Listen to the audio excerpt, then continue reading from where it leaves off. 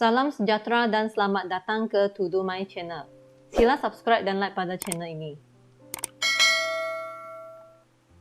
Hari ini kita akan bincang latihan buku teks matematik KSSM tingkatan 4, iaitu latihan praktis kendiri 10.1a pada muka surat 281. Okey, mari kita mula. Soalan 1.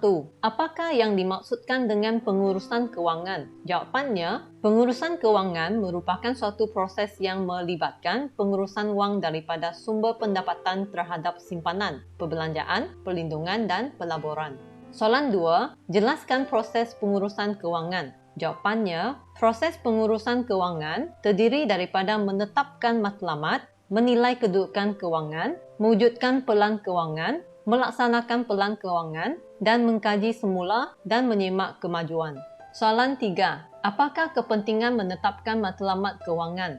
Jawapannya, penetapan matlamat kewangan akan mempengaruhi jumlah simpanan bulanan bagi mencapai matlamat. Soalan 4. Bezakan matlamat kewangan jangka pendek dengan jangka panjang. Jawapannya, matlamat kewangan jangka pendek adalah kurang daripada 1 tahun dan tidak melibatkan jumlah wang yang banyak untuk mencapai matlamat tersebut. Manakala matlamat kewangan jangka panjang adalah melebihi 5 tahun dan melibatkan jumlah wang yang besar berbanding dengan matlamat kewangan jangka pendek. Soalan 5 berdasarkan pernyataan di bawah. Antara 3 individu berikut, Puan Salma, Cik Tamarai dan Encik Brian Lee, siapakah yang mematuhi konsep SMART? Berikan justifikasi anda. Selepas cikgu meneliti situasi 3 individu tadi, jawapan cikgu adalah Puan Salma. Mari kita lihat situasi Puan Salma. Puan Salma ingin membeli sebuah komputer riba yang bernilai RM3,000 sebagai hadiah bagi hari jadi anaknya. Oleh itu, beliau telah bercadang untuk menyimpan RM300 sebulan bagi 10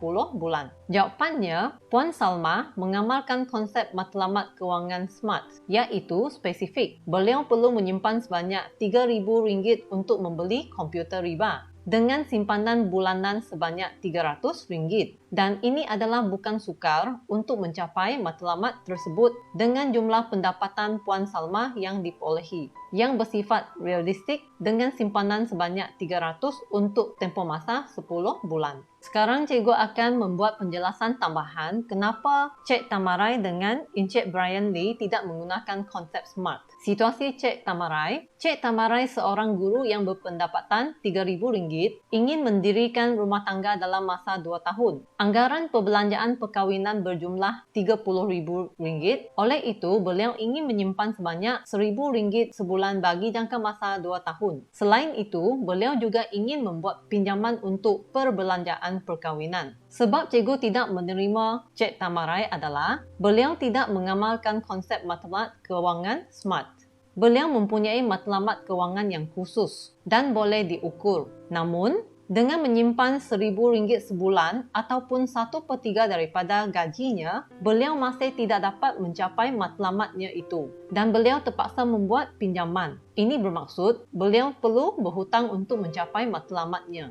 Sekarang kita cuba lihat situasi Encik Brian Lee. Beliau ingin membeli sebuah rumah berharga RM200,000 jika beliau mempunyai jumlah duit yang mencukupi. Sebab cikgu tidak menerima Encik Brian Lee ini adalah beliau tidak mengamalkan konsep matlamat kewangan SMART.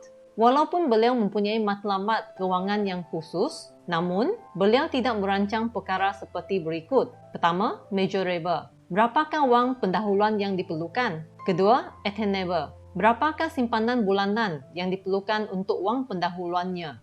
Ketiga, realistic. Adakah perancangannya ini adalah realistik?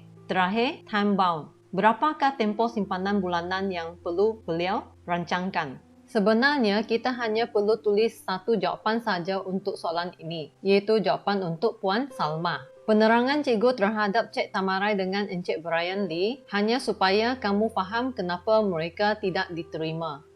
Baiklah, perbincangan kita pada hari ini tamat di sini. Sekian, terima kasih.